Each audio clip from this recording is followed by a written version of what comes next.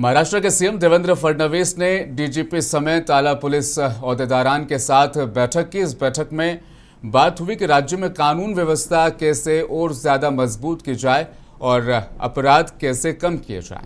मुख्यमंत्री ने कहा कि पुलिस को नई तकनीक और आसान तरीकों से काम करना चाहिए ताकि काम जल्दी और सही तरीके से मुकम्मल हो। इस बैठक में कई बड़े अधिकारी भी मौजूद रहे। सरकार का कहना है कि इससे आम लोगों की सुरक्षा और ज्यादा बेहतर होगी।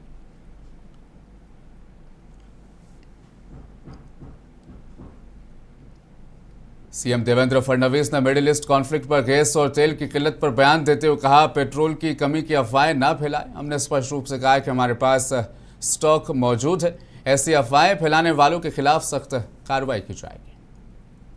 निश्चितपणे कोणी अफवा पसरवू नये।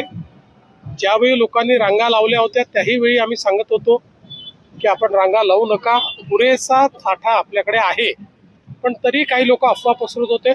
आता अफवा पसरवणाऱ्यांवरही आम्ही कारवाई सुरू केलेली आहे। त्यामुळे मला असं वाटतं की तो महाराष्ट्र के सीएम देवेंद्र फडणवीस का बयान आपने सुना। उन्होंने कहा देश में गैस की किल्लत नहीं, अफवाह न फैलाएं। दूसरी तरफ महाराष्ट्र सरकार के ही मंत्री मंगल प्रभात लोढ़ा ने सिविल सप्लाईज डिपार्टमेंट के मिनिस्टर छगन भुजबल को एक लेटर लिखा और अपने मालाबार हिल इलाके में जैन मंदिरों के लिए एलपीजी सिलेंडर की मांग की। ऐसे में लोगों ने प्रभात लोढ़ा के इस कदम की आलोचना भी की और माना कि देश में गैस की किल्लत है क्योंकि सरकार के मंत्री खुद मान रहे हैं। तो वहीं अब प्रभात लोढ़ा ने इस पर अपनी सफाई दी है। जब विशेष धार्मिक कार्यक्रम होता है, जैसे शिरडी के लिए मान लो भंडारा होना है, या किसी मंदिर के अंदर आज प्रतिष्ठा है, या ये जैनों की होली है, इनके लिए रेगुलर गैस की सुविधा नहीं होती है। तो जो भी मेरे पास में आया, जिम्मेदारी है कि मेरी विधानसभा में यदि कोई भी किसी को किल्लत हो उसकी मैं सहायता करूं। जो परसों एक शिरडी के लिए जिनका भंडारा था वो आए, उनको भी मैंने गैस कनेक्शन दिलवाया। जैन आए उनको भी दिलवाया, मंदिर वाले आए उनको भी दिलवाया। और अभी भी मेरा कहना है कोई भी मेरी विधानसभा में विशेष धार्मिक कार्यक्रम जिनको रेगुलर गैस उपलब्ध नहीं है, यदि उसमें उनको गैस चाहिए तो उसके बारे में यदि वो मेरे को पत्र लिखेंगे तो मैं उनकी जरूर सहायता करूंगा। सिर्फ गैस की किल्लत ही नहीं, सरकार फर्टिलाइजर की कीमतों में इजाफे और कमी दोनों को खारिज कर रही है। रेवेन्यू मिनिस्टर पावन खुले ने कहा, फर्टिलाइजर यानी किसानों को जो खाद मिलती है उसकी कोई कमी नहीं है, बस रिश्वतखोरी और ब्लैक मार्केटिंग पर लगाम लगाने के लिए डिजिटल नियमों को थोड़ा सख्त बना दिया गया है। जे लोक आरोप लावतात आहे त्यांना माझा खुला चॅलेंज आहे आपल्या माध्यमातून, खास करून वडेट्टीवारजी त्यांनी माझ्याकडे एक साधी तक्रार द्यावी। मी एका ट्विटवरनं कारवाई चालू केली आहे। एक ट्विट मी वाचला आहे एका अधिकाऱ्याबद्दल, परंतु वडेट्टीवारजीकडे अधिक माहिती असेल तर प्रेसमध्ये आणि या पद्धतीचा मोठा भोंगा वाजून काही होणार नाही। त्यांना जर खरी चौकशी पाहिजे तर तपास माध्यमांना किंवा सरकारला किंवा मुख्यमंत्र्यांना त्यांनी कळवलं पाहिजे। कुठले अधिकारी यामध्ये इन्व्हॉल्व आहेत त्यांचा पर्दाफाश केला पाहिजे। त्यावर सरकार गंभीरपणे काम करेल, कारवाई करेल। पण नुसता मीडियामध्ये बाईट द्यायचा, मीडियामध्ये प्रसिद्धी मिळवायचा असा उद्योग करू नये। खरातचा प्रकरण सेन्सिटिव्ह आहे। आपल्या कुठल्याही बोलण्या चालण्याने इन्क्वायरीवर दबाव येऊ नये, चौकशी यंत्रणावर दबाव येऊ नये याची काळजी वडेट्टीवारने घेतली पाहिजे। आणि अशा सेन्सिटिव्ह प्रकरणामध्ये खूप बाईट न देता तुमच्याजवळ काय पुरावे आहे, कुठला महसुली अधिकारी यामध्ये इन्व्हॉल्व आहे याबद्दलचा एक पत्र वडेट्टीवारजींनी मला संध्याकाळपर्यंत किंवा उद्यापर्यंत दिला पाहिजे। मी त्यांची वाट बघेल। काय फरक पडला असा आहे, मोहित कंबोजी यांचे सर्वांशी संबंध आहे, पारिवारिक कार्यक्रमात सर्वच जातात। मी जाणार होतो काल, पण मला विमान नाही मिळालं। त्यामुळे मोहित कंबोजीचे जे काही उद्योगपती म्हणून रिलेशन आहे सर्वांची रिलेशन आहे।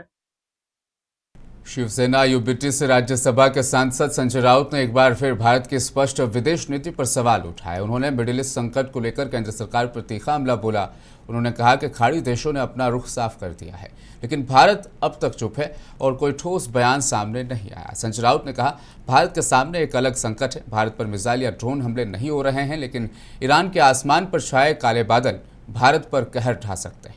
दूसरे जो कुछ कर रहे हैं उसका खामियाजा भारत की अवाम को भुगतना पड़ सकता है। तो आप क्या कर रहे हैं? गल्फ कंट्री रख रहे, ठीक है, भारत सरकार क्या कर रही है? गल्फ में भी हमारे लोग मारे गए हैं, गल्फ में हमारे लोग बेरोजगार हुए हैं इस युद्ध से, और आज भी भारत सरकार की इस युद्ध के बारे में कोई भूमिका नहीं बनी है।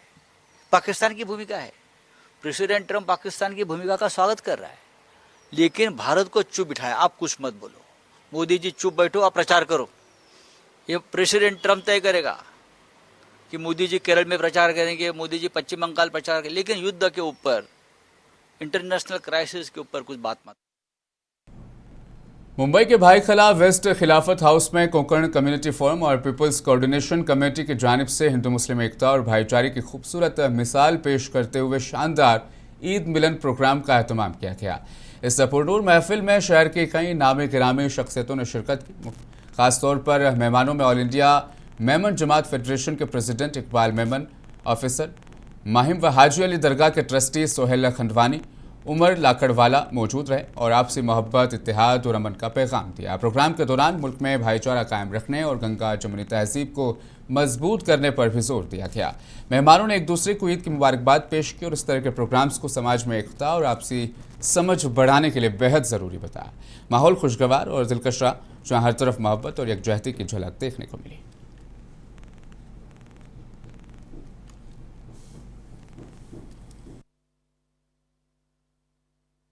कोंकण कम्युनिटी फोरम और पीपल्स कोऑर्डिनेशन कमेटी दोनों की तरफ से ये ईद मिलन का प्रोग्राम रखा गया है। आपस में मोहब्बत बांटना और किस तरह मोहब्बत बढ़े, ये हमारा मिशन है कि कम्युनिटी के सरगर्दा लोग, हर धर्म मजहब फिरके के लोग यहाँ पर मौजूद हैं। पूरे हिंदुस्तान के अंदर उजाला मोहब्बत का फैल जाएगा इंशाल्लाह। बहुत ही अच्छा प्रोग्राम है कि इंटर रिलीजियस फेथ को हमको जानना चाहिए और आज हमारे को एक एक्सेप्टेंस के लेवल पे जाना चाहिए। टॉलरेंस एक अलग चीज है, बट हमारे में एक एक्सेप्टेंस का मादा होना चाहिए। ये मैसेज यहाँ से मिल रहा है, बहुत अच्छी चीज है और मैं इनके साथ हूँ। के माहौल में जहाँ हर तरफ नफरत पैदा की जा रही है, आपस में सभी लोगों में प्यार है, पुराना प्यार है, गंगा जमुनी तहजीब जिसको बोलते हैं, तो पहले से चली आ रही है। गांव तक में भी लोगों में दरारें पैदा करने की कोशिश की जा रही है। देश की तो बात ही छोड़ दीजिए, दुनिया में आप माहौल देख लीजिए। हमारे जो लीडर हैं बन के बैठे हैं, उन सबके काले चिट्ठे दुनिया के सामने आ चुके हैं। प्रेम और मोहब्बत से आपस में एक रहना होगा, तो उसके लिए ये जो प्रोग्राम किया है वो बहुत बढ़िया प्रोग्राम है। और ऐसे प्रोग्राम साल में एक बार नहीं, खाली ईद के मौके पर सिर्फ मुसलमान ही उसको करे आयोजित, ऐसा नहीं। ये इसमें हिंदू, सिख और क्रिश्चियन सभी को मिलकर ऐसे प्रोग्राम करने चाहिए। ईद त्योहार के पीछे जो मकसद अच्छा है, भाईचारा बढ़ना चाहिए, हिंदू मुस्लिम भाईचारा। ईद मिल का मकसद ये है कि मुंबई के अंदर जो आज की तारीख में या महाराष्ट्र के अंदर जो चल रही है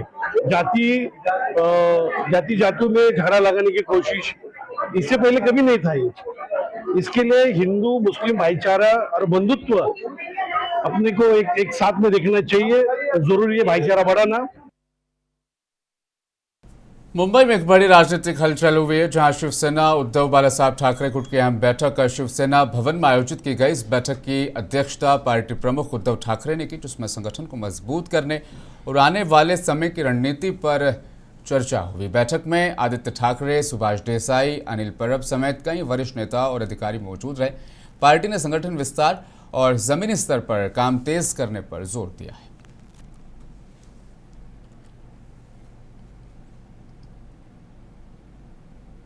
नवी मुंबई नगर निगम का लगभग 6000 करोड़ का बजट पेश किया जाएगा। खास बात यह है कि इतिहास में पहली बार स्थायी समिति के अध्यक्ष अशोक पाटिल ये बजट पेश करेंगे। बताया जा रहा है कि इस बजट में विकास, बुनियादी ढांचे और नागरिक सुविधाओं पर खास फोकस रहेगा। साथ ही स्वास्थ्य, शिक्षा और शहरी विकास को प्राथमिकता दी जाएगी। उम्मीद जताई जा रही है कि ये लोकहितकारी बजट नवी मुंबई के विकास को नई दिशा देगा।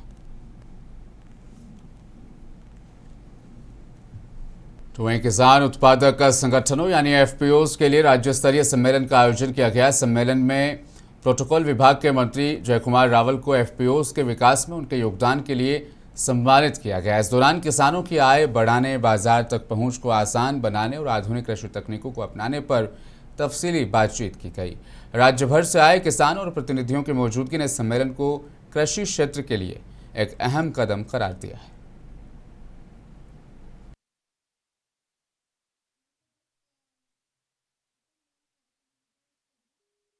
कृषि मंत्री दत्तात्रेय भरणे के पालकत्व वाले वाशिम जिले में ही किसानों को अपनी उपज बेचने के लिए भारी किल्लत का सामना करना पड़ रहा है। वाशिम कृषि उपज मंडी के निदेशक मंडल ने नकदी की कमी और वित्तीय वर्ष के अंत का हवाला देते हुए 20 मार्च से लगातार 16 दिनों के लिए मंडी बंद रखने का फैसला लिया है। इस फैसले के चलते किसान अब बुरी तरीके से फंस गए और उन्हें अपनी फसल निजी बाजारों में कम दामों पर बेचने के लिए मजबूर होना पड़ रहा है। इस फैसले के खिलाफ और मंडी के तुरंत शुरू करवाने के लिए शेतकारी संघर्ष समिति के पुरुषोत्तम जाधव ने वाशिम के सहायक निबंधन दफ्तर में धरना प्रदर्शन शुरू कर दिया और दफ्तर में जाकर बैठ गए। जाधव का कहना है कि जब तक बाजार समिति दोबारा मंडी को शुरू नहीं करती है तब तक उनका यह आंदोलन जारी रहेगा।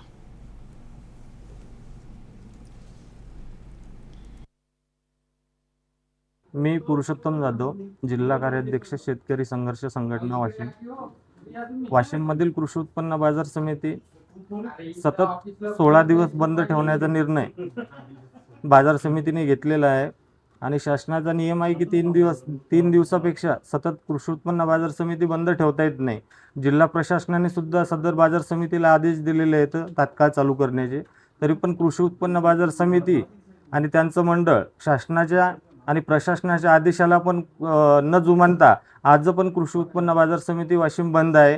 त्यामुळे जिल्ह्यातील नव्हे तर जिल्हा शेजारील 6 जिल्ह्यामधून जो शेतमाल येतो त्या 6 जिल्ह्यातील शेतकऱ्यांचं खूप मोठा आर्थिक नुकसान होत आहे। त्या संदर्भात आज जिल्हा निर्बंध कार्यालयामध्ये